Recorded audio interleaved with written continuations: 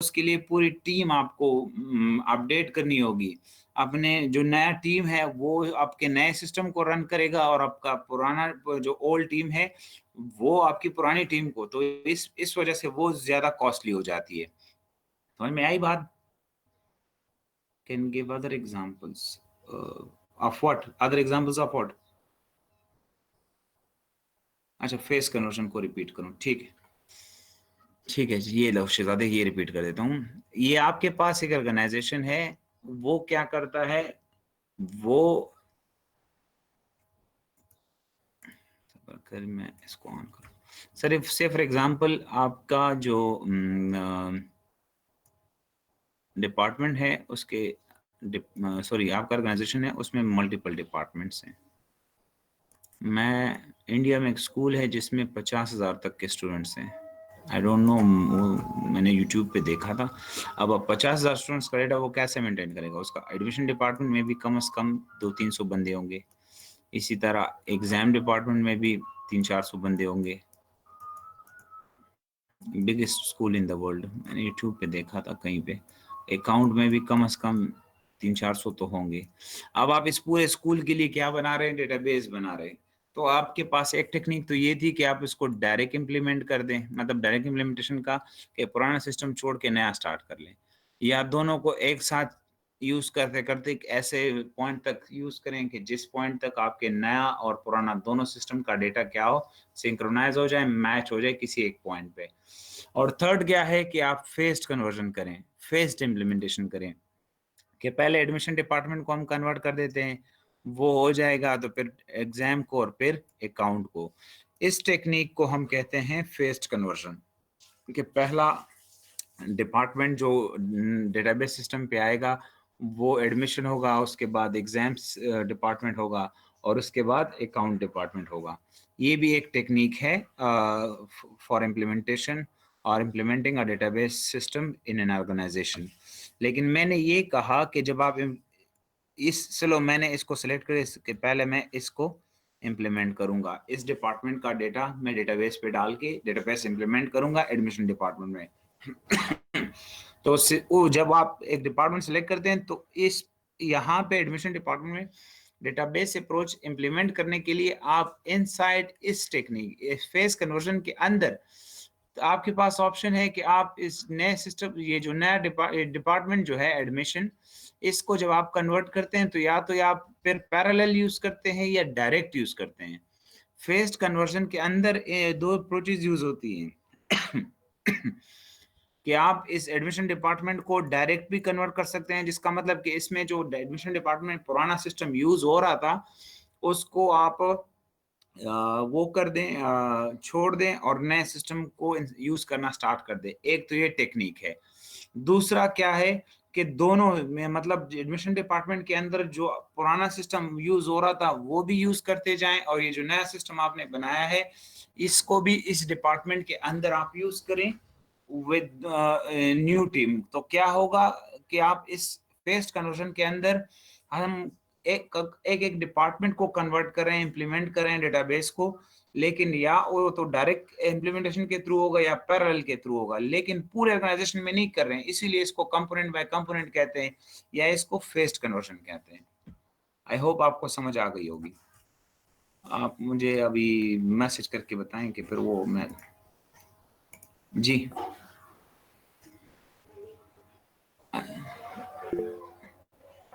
अच्छा, आप लोगों ने यहाँ पे गप लगा ली, आराम से बैठ। आइसक्रीम चाहिए, किसको चाहिए? इंशाल्लाह फाइनल का रिजल्ट आएगा तो वो रिजल्ट देखने के बाद मैं आपको आइसक्रीम खिलाऊंगा अगर आपका रिजल्ट अच्छा हुआ।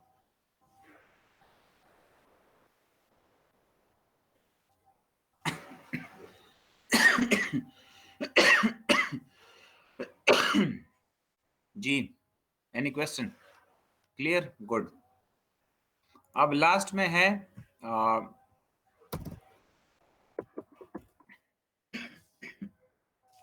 लास्ट में हमारे पास है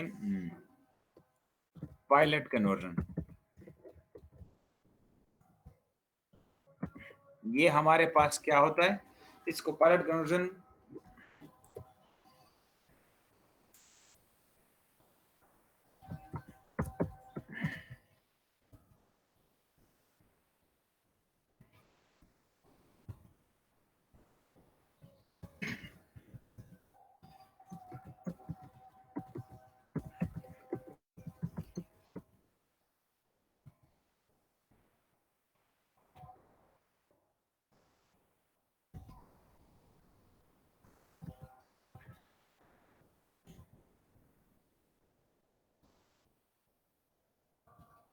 आपके पास न्यू उसमें बहुत सारे उसके स्टेशंस होते हैं। मैं आप लोगों को इसीलिए यहाँ पे ये भी कहा था कि मोबलिंक, जैज़, उसके तकरीबन 1600 फ्रेंचाइजेज हैं इन Pakistan. So if they want to change a system or they want to hire a new database system, what will we do? वो उस 1600 फ्रेंचाइजेस के अंदर वो उसको यूज करेंगे नहीं। दे वुड सेलेक्ट वन, इसमें क्या होगा, select one station for implementing the new system. If it works fine,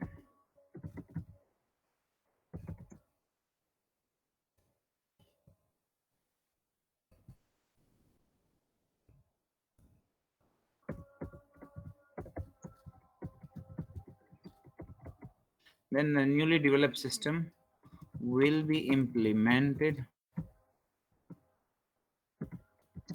among all the stations of that organization. Clear है? अच्छा, इस इम्प्लीमेंटेशन टेक्निक में क्या होता है कि जब आपके पास आपके ऑर्गेनाइजेशन के बहुत ज्यादा लोकेशन होते हैं, स्पॉट्स होते हैं, या आप स्टेशंस कह दे, और वो एक ही टूल को यूज कर रहे हैं, तो आपको ये पता है कि यार अब 1600 फ्रेंचाइजीज पे आप अपना सॉफ्टवेयर कैसे यूज करेंगे, कैसे उसको इम्प्लीमेंट करेंगे, कैसे। तो इससे अच्छा ये है कि वो एक स्टेशन को सेलेक्ट कर देते हैं और वो station as a pilot use होता है। अगर वो वहां पे काम कर जाता है तो क्या होता है कि वो आपके पास वो उस पे आप काम हो जाता है, तो वो जो नया सिस्टम है वो पूरे ऑर्गेनाइजेशन में, मतलब 1600 के 1600 फ्रेंचाइजेज में वो इसको यूज करना स्टार्ट कर देते हैं। इसको कहते हैं पायलट कन्वर्जन। आई होप आपको ये जो इम्प्लीमेंटेशन टेक्निक्स थी इसकी समझ आ गई होगी। आप इसका स्क्रीनशॉट भी ले सकते हैं, आप अपने वर्ड्स में भी लिख सकते हैं, आपकी अपनी मर्जी है। तो कोई क्वेश्चन हो तो आप अपना क्वेश्चन अभी वो करें। काशिफुल्लाह, ये काशिफ बड़ा जल्दी नहीं आया।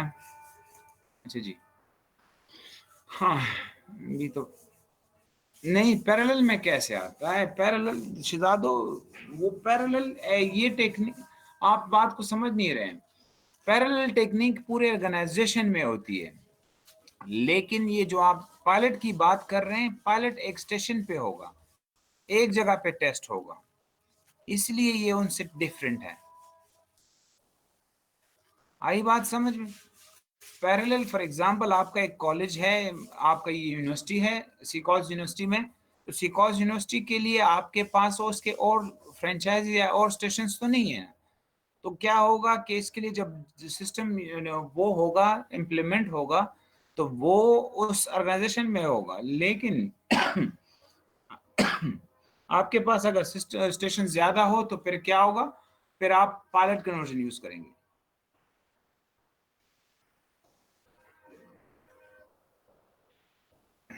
जी, यहां तक कोई क्वेश्चन हो तो पूछ लो। 1 घंटा हो भी गया।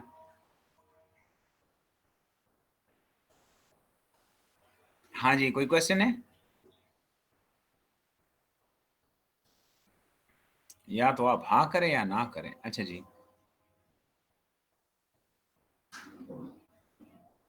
वो किस टाइम लेते हैं अब्दुल माजिद साहब? जब होंगे तो फिर आप वो डिफरेंट टेक्निक यूज करेंगे, वो भी ऑनलाइन लेते हैं। जी, गुड, दैट्स ग्रेट, ये अच्छा है। चलो, आप लोगों का ये गिला तो खत्म हुआ कि माजिद साहब हमें सिर्फ स्लाइड्स देते हैं। अच्छा, ये स्टेप्स आप इसकी,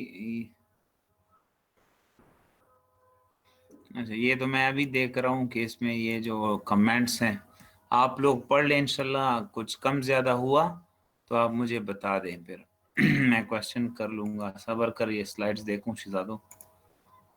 अच्छा, ये आप देख लें, ये तो मैंने शेयर नहीं किया ना?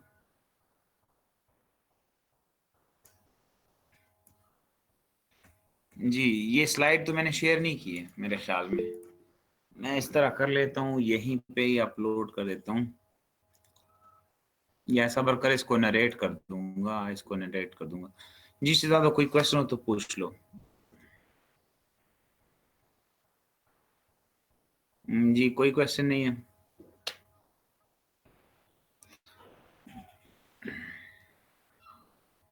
जी I think it would be enough for today.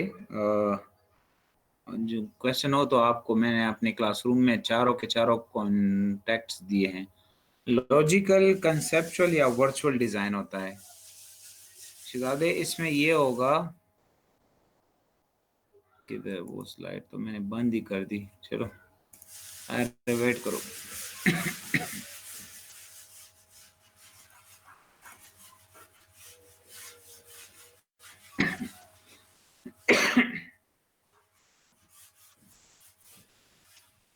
अच्छा, ये लॉजिकल डिजाइन में क्या होता है जी शिजादे? लॉजिकल डिजाइन में आपके पास ईआरडी होती है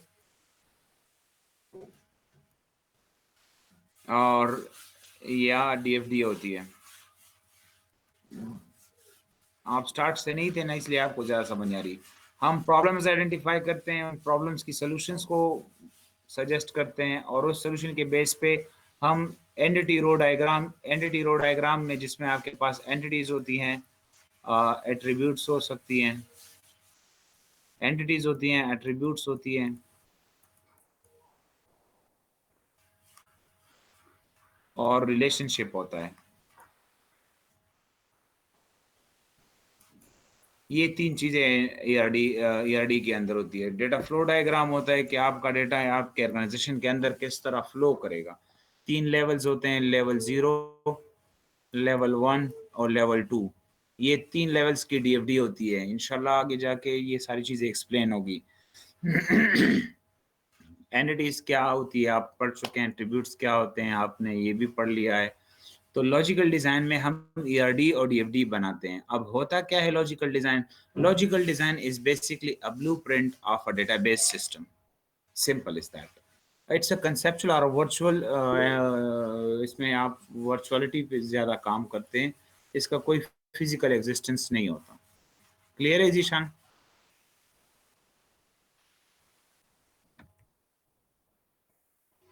जी। जी बताएं। आर्किटेक्चर, यस आप कह सकते हैं, बिल्कुल आप कह सकते हैं, आर्किटेक्चर ही होता है, लेकिन लॉजिकल होता है। लॉजिकल का मतलब ये नहीं है, लॉजिकल